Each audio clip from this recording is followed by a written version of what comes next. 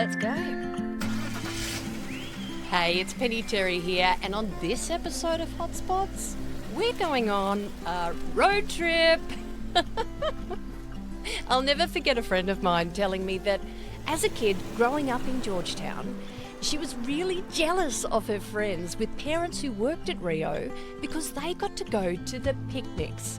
And I guess I assumed that it was about the presents she got at the picnics, but after recording this episode, I now know it's about something bigger. This episode is all about how the smelter has helped shape a community. And I've got newspaper clippings at home which show that, by 1980 there'll be 20,000 people in Georgetown. This is hardcore, serious manufacturing. This isn't a hobby, right? And one day we came out and there were 42 green and gold frogs. And we got very excited. They were a bit like, oh, they really listened to us. They really wanted to hear what we had to say about our lives. And I'm like, yeah, of course, we've all got value. Our stories are just different. And the stories you'll hear today will be a bit different, as I drove straight through the Bell Bay roundabout and into the community of Georgetown. And here we go. I'll find a park. Hi. Fancy seeing you walking in the car park here. How are you? And the first stop, the council chambers, with the Mayor, Greg Keyser. Come on through. Welcome to the 1980s. It even smells like the 1980s. You've got to see this carpet. It's absolutely bloody amazing. Oh my goodness. Country comfort from Bathurst circa 1980. Only the best for the Mayor. Only the very best.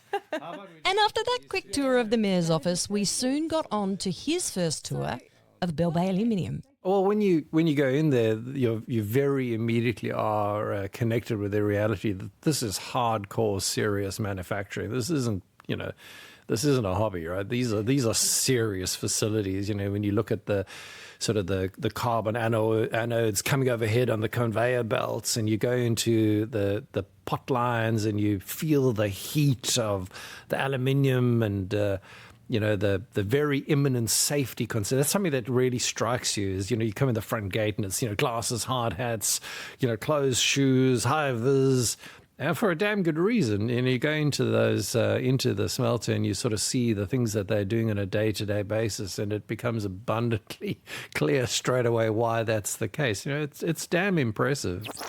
And we didn't have to fast forward much before I got a better understanding of what really impressed the Mayor.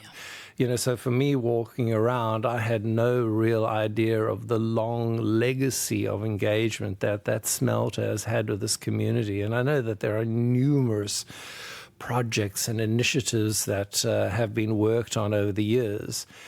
But for me, in the last 7 years, I've had first-hand experience of, directly of things like, the Bell Bay Advanced Manufacturing Zone, and how absolutely pivotal the smelter is in that, not only from being a core tenant, but also being a founding member and actually keeping that initiative of breathing vitality into the industrial precinct. I've first-hand experience, obviously, of the work we did together with our mountain biking network. And that's almost like a gold standard example of how public, private, and community can all work together for the greater good. And I think that has been just a wonderful example of what can be done.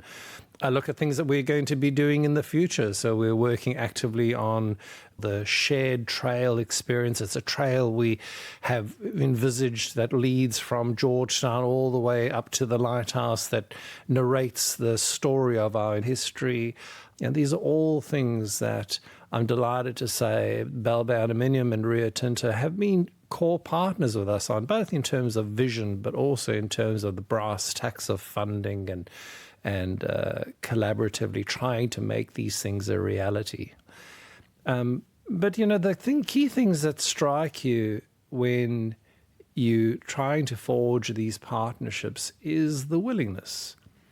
Some people are reluctant in the way that they engage in these things. But I think in the small rural communities, gold standard players lean in and they understand that, it's not just about their welfare and well-being and commercial success. There is a bigger picture. And that is abundantly clear in my interactions with the smelter and with Rio Tinto and Bell Bay Aluminium. I really get a sense that, they are very willing, they're a great partner, they're open to ideas. It's just, it's a wonderful way to do business. What's an example of what that sounds like or what that action looks like? Look, I think there are so many things that slip under the radar. I talk about the big initiatives, the large things that you see that are, self-evident and obvious. But there's a strong undercurrent of other small things that make a community tick. But fundamentally, when we need a backer to make our community vibrant and to breathe energy into things that sometimes need initiative and, people who get the bigger picture, I can shamelessly say I've beaten a strong path to Bell Bay Aluminium's door and quite frankly, to good effect, because I know that they get it. And, I'm deeply grateful for that interaction. Sounds like you might have a few people on speed dial. I do. I do. Are you a bike rider? Oh, I certainly am. Although not in recent years. Yeah, we talked about mountain biking, but what I was really keen to understand is how these partnerships happen. But really, without the Tipperary Hills and the Tipperary Hills access, it just wouldn't be a thing. And so very early on in the piece, when we had those sort of early indicative designs, we started a conversation and said, hey, look, would you be prepared to be a part of this? It's going to require land access. We're going to need to work together to be able to make this thing work. And, We talked for some time about the process of getting this partnership project up. And then we talked about another partnership project. And then we talked about another partnership project. The list just goes on and on and on. You invariably find in a little community, you become inseparable. Your large industrial tenants, through their engagement and involvement, become part of your community. And again, as I say, without sounding too monotonous here, I'm pretty damn grateful, for the fact that Bell Bay Aluminium are here, and pretty damn grateful for the way that they engage. So it's 70 years. What do you want to say on the 70th birthday? To me, the key theme is that you're 70 years young. Now, that may sound like a wildly optimistic thought, but I look at the work that Rio Tinto are doing in other parts of the world and what the implications will be for us in a green manufacturing zone, potentially a green manufacturing zone that has got large hydrogen offtake. That's certainly something that I think is in our future. And I look at what is achievable in the global shift to decarbonize, and I see real opportunity. I think that it's an exciting time. I think watch this space. It's going to be a good ride. And with that, it was time to get the tunes back on, get in my ride, and pretty much just drive around the corner. And we've arrived. Stop 2 is the Community Hub, the library, the Child and Family Learning Centre, a place that has about as many titles as my next guest, Susan Long. Tell us who you are, what you do here. I don't know. Well, I love that question. You choose all of them. I don't mind. Well, I am employed by Georgetown Council as their Aboriginal Community Engagement Officer. Previously, I was employed with Aboriginal Education for about 6 or 7 years, which is probably where I sort of started having that relationship with Bell Bay Aluminium and Lou Clark, and little projects that we needed support with. They've always been amazing every step of the way, no matter how small or big, actually. So that's fantastic. I can't wait to get to those stories. But first, could you tell me a little bit about your story, about your Aboriginal history, your family's history, country here? Yeah, well, we're on the land of the Leeta Amirina. There are actually no living descendants of this particular tribe, but my family's Trullaway. So I'm Susan Mansell before I got married. we've got still very strong ties to this community because most of my family, when they first moved back from the islands, came to live in Lefroy, which is not a 5-minute drive out of Georgetown. Quite a large number of our family went to school in Georgetown and then got their first jobs at Camalco at the time. And then most of them moved to Launceston. And my uncle, Michael Mounts, of course, became a lawyer, and I have got that strong connection. And when I was working for Aboriginal education at South Georgetown Primary School, I sort of got special permission from the language program to start teaching a little bit of language at the school. And it was an amazing program for all the school to learn place names, flora and fauna, and because that's allowed to be taught to everyone. But obviously Aboriginal language is held much more closely for a just community. So it was a beautiful thing, and we have got probably 4 pieces of artwork around the community with the Yarpalinga on it. So it's being well embraced in our community. And of course now the libraries, I think it was the first library to be dual named. So this library here is an amazing supporter of our language and culture as well. So It's like you say those words, supporter, embraced. I can't help but wonder how that compares to what it was like for you growing up here. Oh yes, I couldn't wait to get married and get rid of my last name. I mean, being a Mansell in this community was, you couldn't hide. Everybody knew an Aboriginal person, even though you were told at grade 6, I could remember being told there were no Aboriginal people, Tasmanian Aboriginal people, and I rang up my father that night and said what I'd been told, and he was just like, it doesn't matter what they teach you, you know who you are, you know who your family are. It's white fellas education, you really, But it was still very hard. We were, another young man who I went to school with in my year, we were both treated differently, absolutely. So we were taught there were no Aboriginal people in Tasmania, but we were ticked off in the system as Aboriginal students, and we were definitely treated less than all the way through school. Particularly, you said you couldn't hide. Did you want to hide? Oh yeah. You didn't want to be who you were. You wanted to be able to fit in and not be different.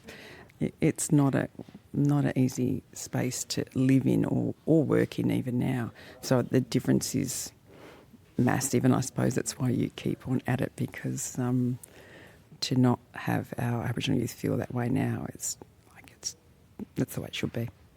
How do they feel now? Do you think? What do you hear? Oh, look, I only have to send them all a text message when I want them to come to something or be a part of something, and I get yes straight away from all of them.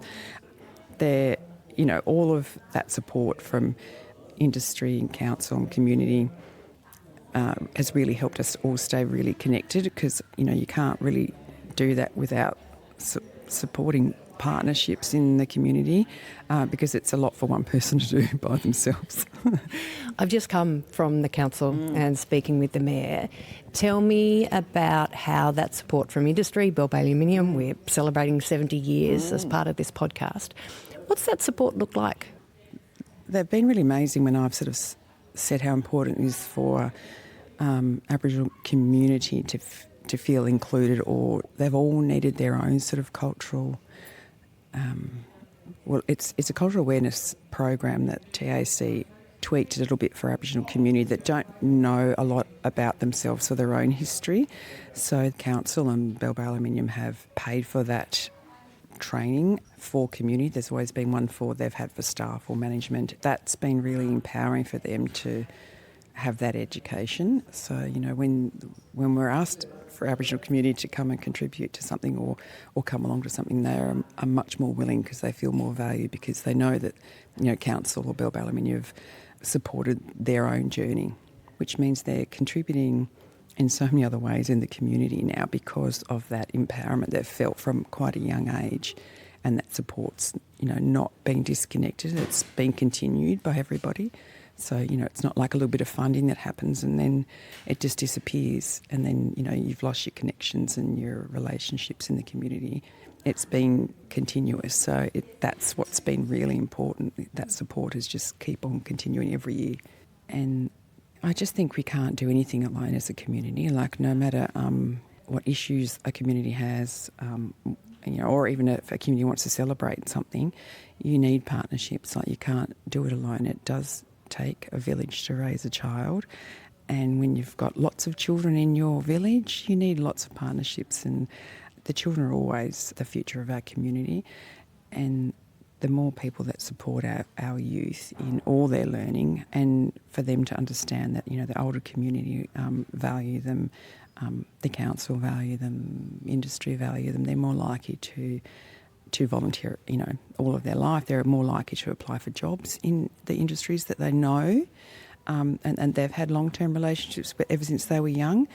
They're not scared of them. When we've had the cooking program and we invited Bell Bay Aluminium to come for the celebration lunch, most of the mothers didn't want to sit down and talk because they were too afraid. And I said, no, I've known these people for a long time. They're just like you and me. But they saw that as a bit of a barrier. They've got really good jobs. They're really well educated. We won't know what to say to them. And I just said, you need to trust me. Like, just sit down and talk and be yourself. They're just normal people too. Like, they're wanting to hear your story. They've supported this program. They believe in you. It was the most beautiful thing at the end of it when everyone left and we were cleaning up, and they just said, "Oh, you were right. They're really lovely." I said, "Of course they are. They're just normal people like you and me." How big of a step is that? Huge. Especially for the three of the mothers that we had at that program. They looked different after having the lunch and having a chat with other people. They were a bit like, oh, they really listened to us. They really wanted to hear what we had to say about our lives and our journey. And I'm like, yeah, of course, we've all got value. Our stories are just different. Well, let's talk about the story, the cooking program. I'd love to know how it started. Where did the idea come from? How did you get everyone involved? To go back to the start, right. I mean, was there epiphany one day while you were sitting down and talking with someone? What happened? Yeah, because the Education Department don't really have the funds to run that sort of program, and we've already got a captured audience, more or less, coming to the CFLC every day. That's the Child and Family Learning Centre. Yes, It is.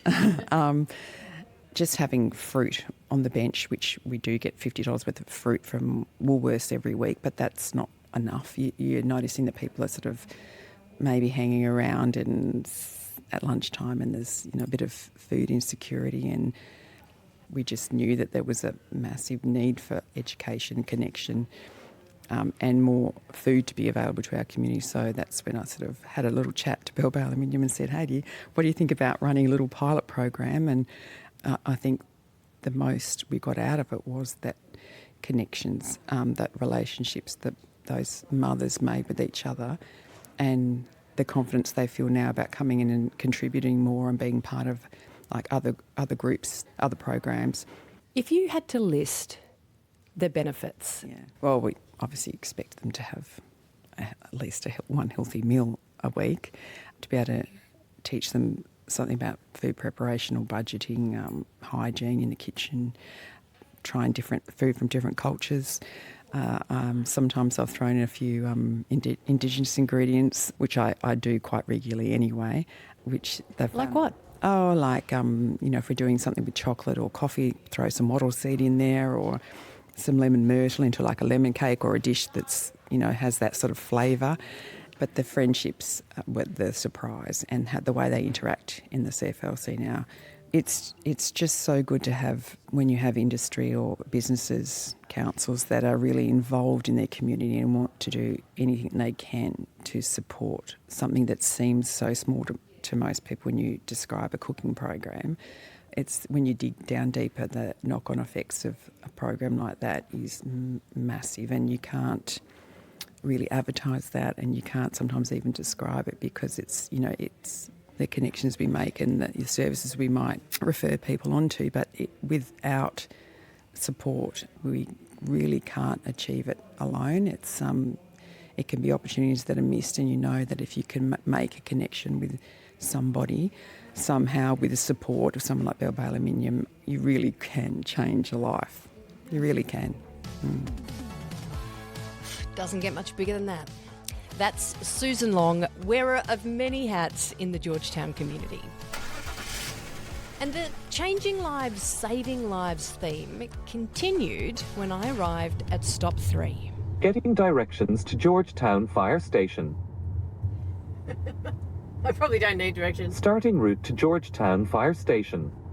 but it was fun to ask. At the roundabout, take the first exit onto Goulburn Street.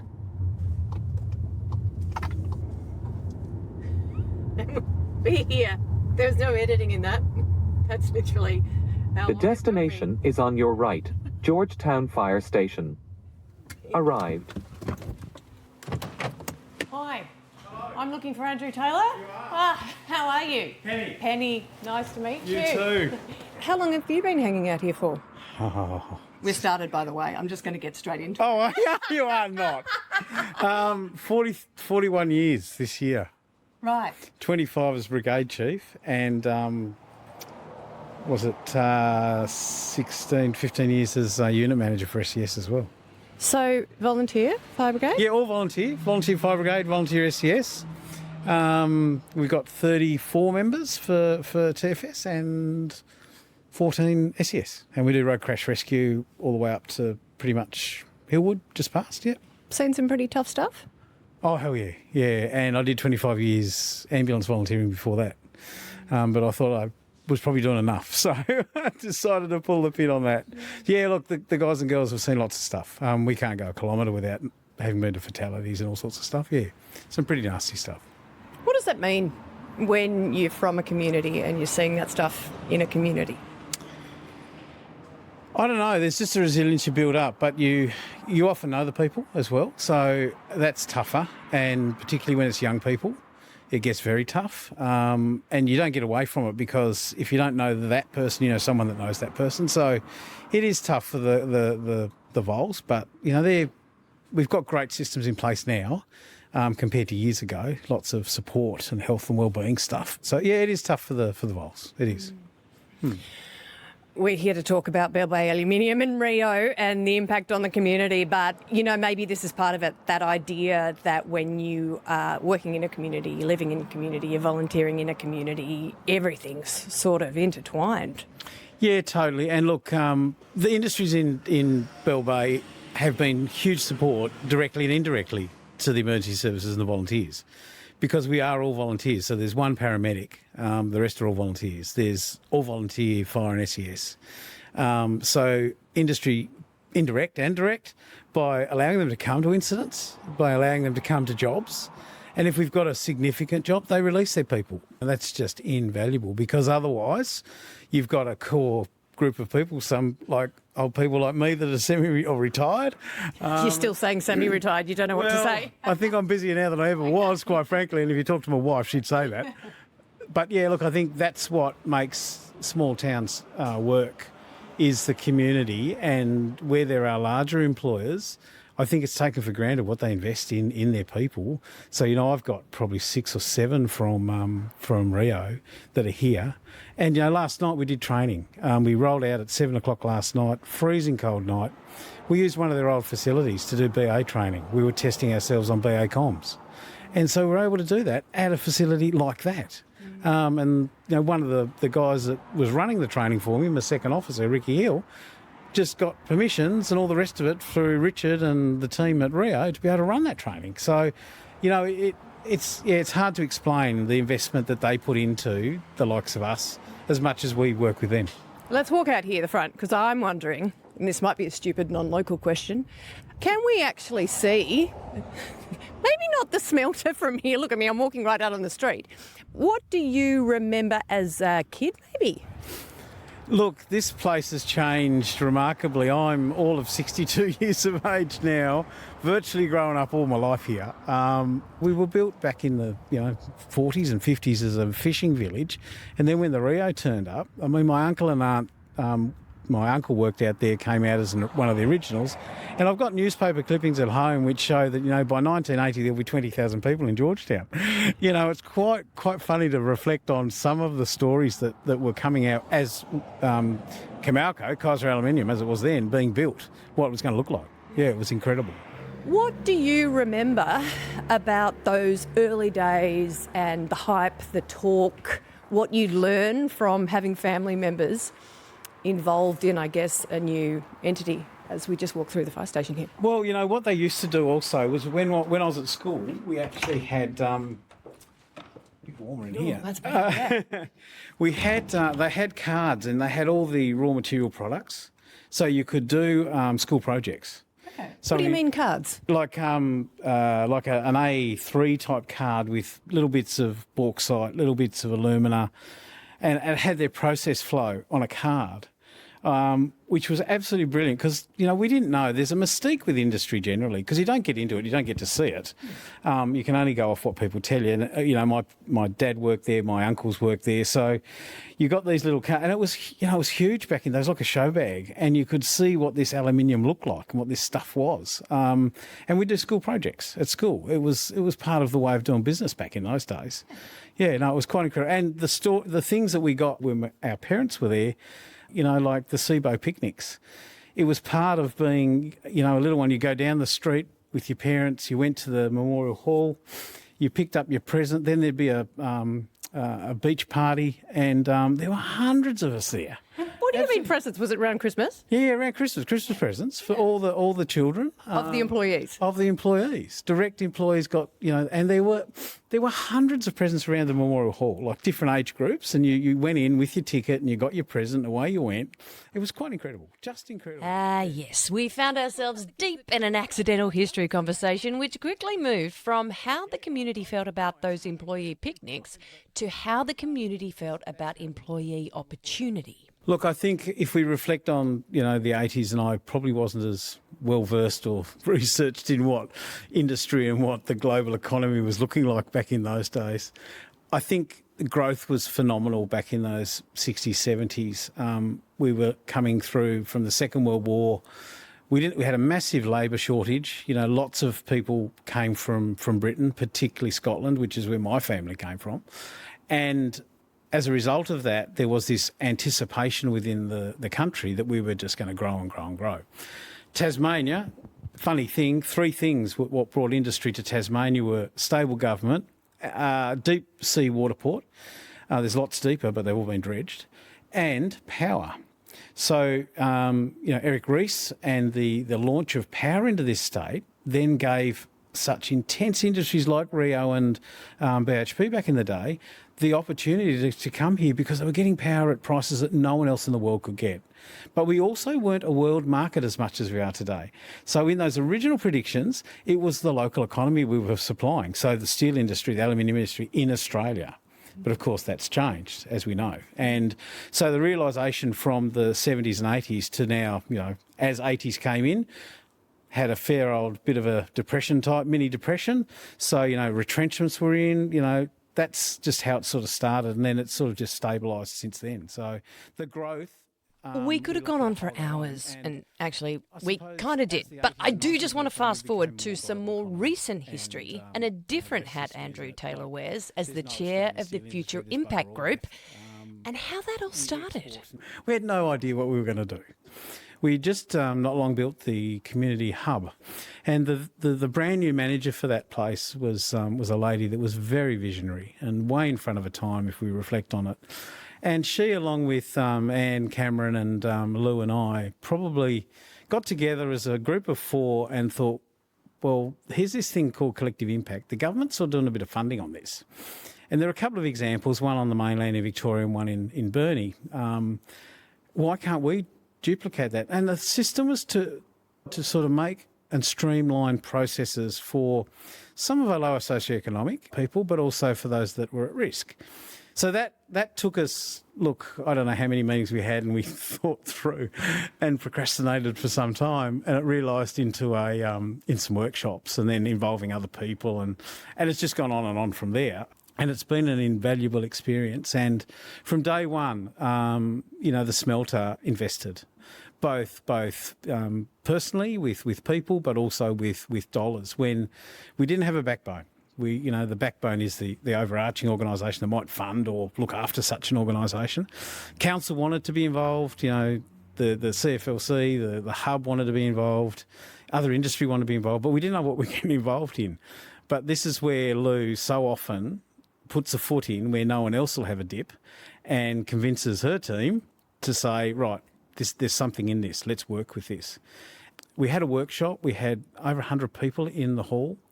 We got their community voices. We collected over 500 voices to sort of understand what were the things that were impacting or affecting or perceptions, because at the end of the day, that's reality. So how do we then turn that around into doing something to help our people and help our community?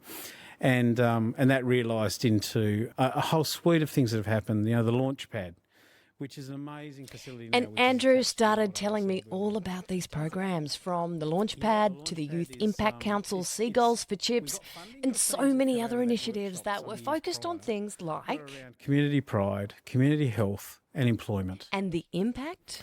Yeah, there's a couple of individuals in the launch that were part of the Launchpad program back in the day, and these were women that had never had employment, very tough family circumstance.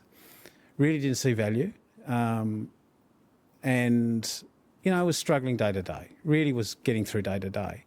Participated in that program, did a level 2 certificate, then went and did some more training, has got a job and is screaming from the rooftops. Just can't believe what life is like. But that person didn't know what they were doing from one day to the next, didn't know whether they were getting $1 other than, you know, Centrelink type payments. And never had a job. But now she sees she wants to go and do some more training. She's actually doing more training through TAFE and Cert 2, Cert 3. You know, unless you're in that space and observe it and you have that story told to you, you don't realise how powerful that is. I can see that in your eyes. Being part of some of these programs, even though you've lived in this community nearly all of your life, what have you learned? I think it's creating the opportunities. And I think the biggest learning for me is to create those opportunities and enable those opportunities.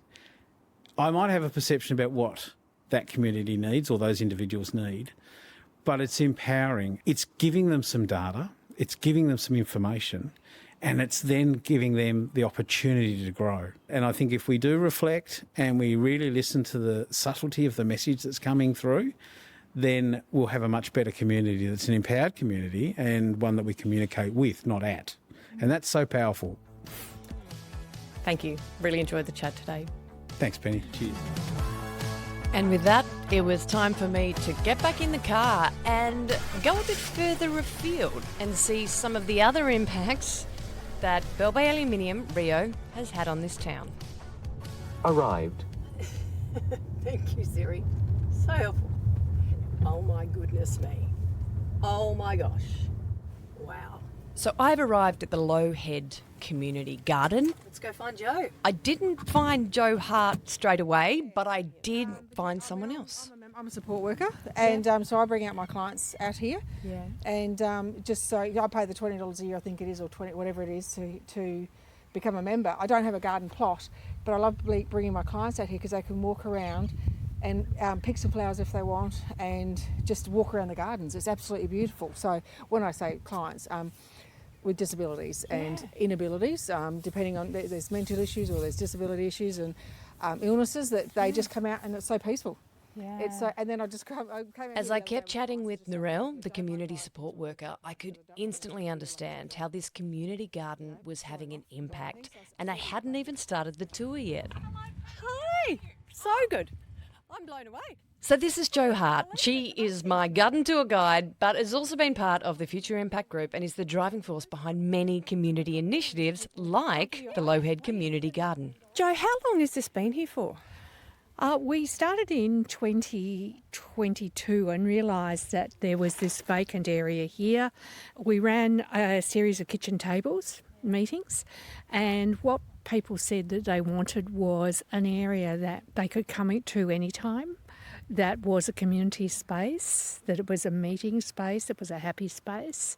And so that was the idea. So we started off, and we'll come over to... Take me for a tour. Okay, You lead the way.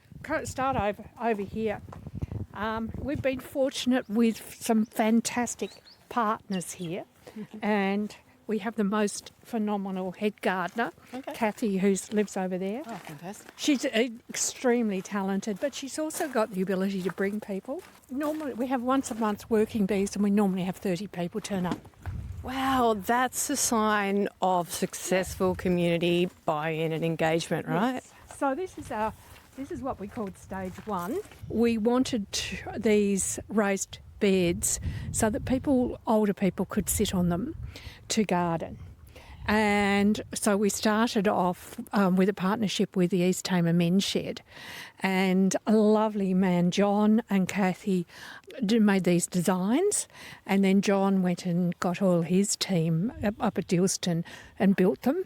Then when we were children down here over on Lagoon Beach were beach houses, like St Kilda Beach. So we decided we'd have some little sheds that would be reflective of the beach houses, and different people donated them. So these two here, Bessie and Harty, they're my parents. Dad loved flags, so that's why there's flags. Mum loved garden books, that's why Bessie's got garden books. So if we look around here, I'll just explain, Joe, dotted all around this garden, you can't miss them. It's the first thing you notice when you come in, are these little sheds that look like the beach houses from St Kilda, or as you're saying, we're just down the way here at Lagoon Beach.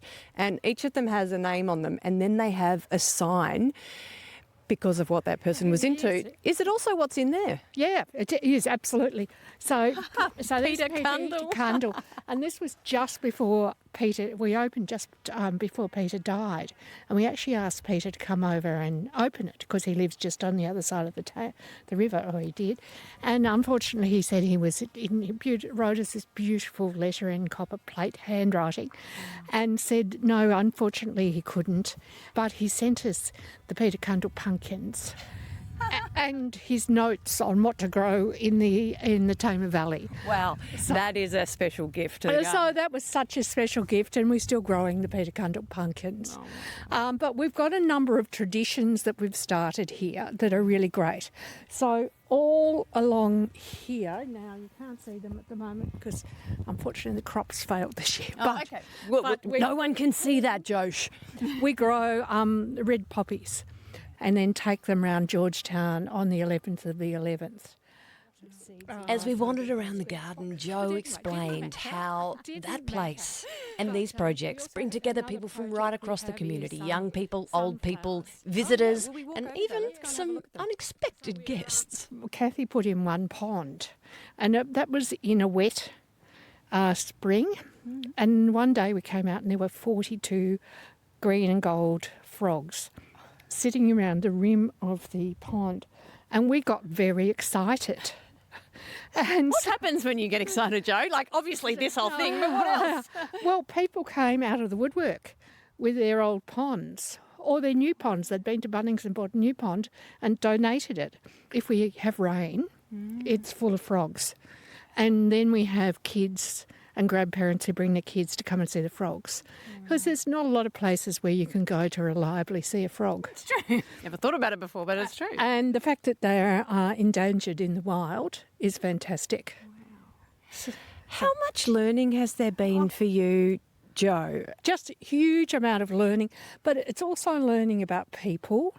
Okay. And so there's this guy who used to walk past every day with his dog.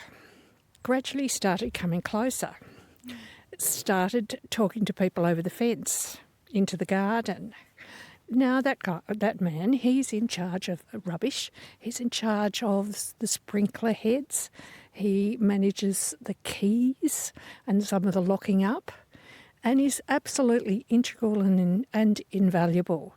He had been recently widowed, and I love to just see that for people who have been living reasonably isolated, lonely lives, that there's an opportunity for a great big community, and here we are. And the fact that we've got something here that everyone's proud of, that's great. How do you see that pride? I love it when you hear, I just wanted to show my visitors, oh, I've been to a garden on the mainland, but it wasn't nearly as good as our garden.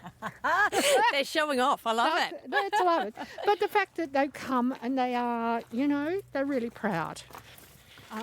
So these are... The tour continued because there is so much to see.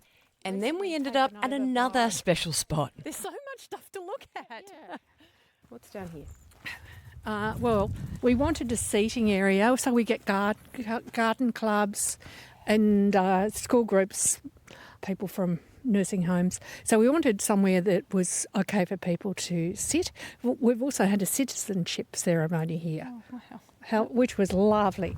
So this was a Bell Bay Aluminium grant to create a yarning circle. We consulted with local Aboriginal people, but around we've grown all things that are edible. Wow.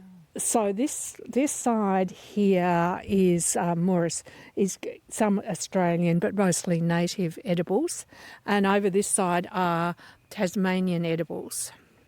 So like these are kangaroo apples. This is Tasmanian native cress. Winter cress. Well, you can tell, can't you, actually? Yeah, so I've actually made that into pesto. Oh, amazing. Which we've had in our community garden afternoon teas, which we have, as you do. This is a lovely area. Now let's go up here to the glass house.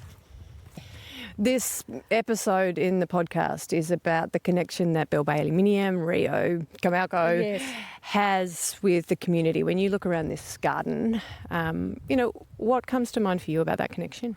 Well, a number of things. One is how fortunate we have been to receive some funding that have enabled us to do significant projects like the Yarning Circle. When you need, like we've probably got $3,000 of gravel. That's a lot of $5 plants to sell. Yeah. So things like that have been really valuable. But what has been great now, this is a place when Bell Bay have interstate or overseas visitors. They come, and we've had a number of occasions where we've had afternoon tea in the garden, and it's a different space for them to see outside the boardroom in Bell Bay. Why is that important? What's your take on that? That it shows community. Yeah, it's quite hard to take visitors to somewhere where it is their dollars being actively used. I hear stories that in many places you've got an industry and you've got community. And the industry people don't live in the community, they don't understand what the community needs, and they just dole out money.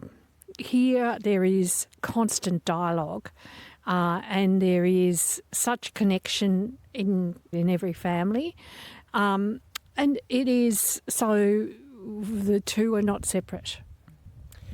I've certainly felt that as I've spoken with people today. Jo, thank you so much. My pleasure, Penny. Well, what a trip. We've heard about yarning circles and new jobs, cooking programs and bike tracks. But as I learned today, the impact that Bell Bay Aluminium, Rio, has had on this municipality over its 70 years runs deeper than any of that. And maybe by listening to this episode, you've learned about some of that depth. Or maybe you've been reminded. And next week, we'll be reminded again as we take a look at how the smelter gets into families. Didn't really have any idea what Mum did at work. And it's even now when people ask me what I do there, it's quite hard to explain. Did you give her a pep talk? No. I'm like, you'll be right. You'll be right. No 101. You'll be right. When people say, what do you do there? And we pretty much just say, well, I break it and he fixes it. So, and it keeps us both in a job. Next episode, we'll hear what it's like to work with someone else in your family at the smelter. My name's Penny Terry. This is Hotspots, celebrating 70 years of the aluminium smelter at Bell Bay. So back in the car for me, until next episode. Starting route to Launceston, Tamar and the north. At the roundabout, take the first exit.